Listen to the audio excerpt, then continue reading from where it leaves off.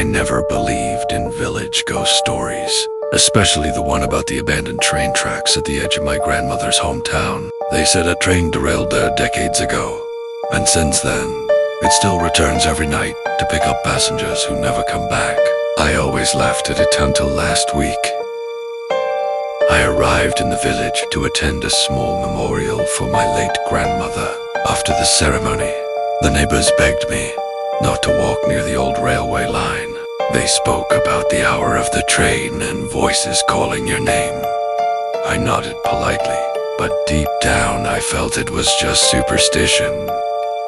That night, I stayed at my grandmother's empty house. Around midnight, I heard a distant rumbling like metal grinding on metal. I walked outside and followed the sound toward the hills and the abandoned tracks.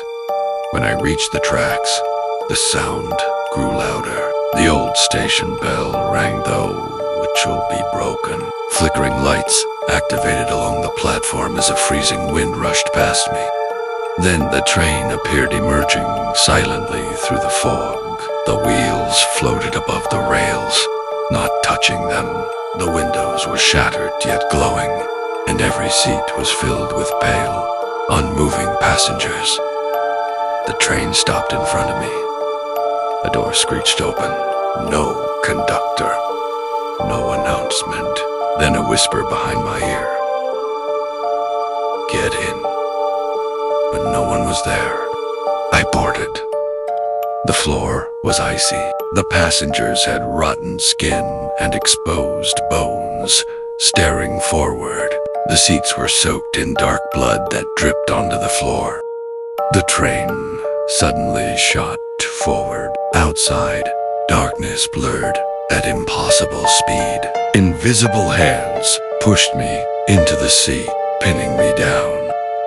A conductor walked toward me, uniform torn, face wrapped tightly in dirty bandages, except for an unnaturally wide, smiling mouth.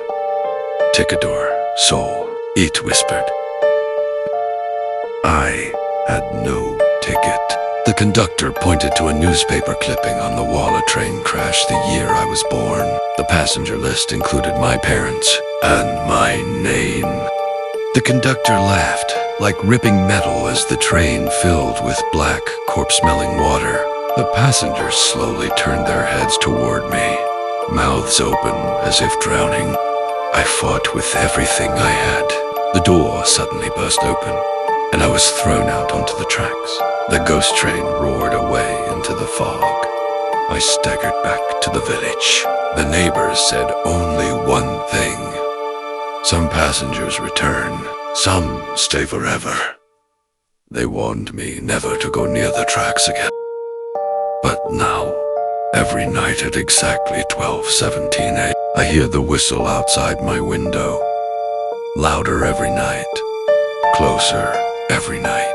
I think the next trip is for me.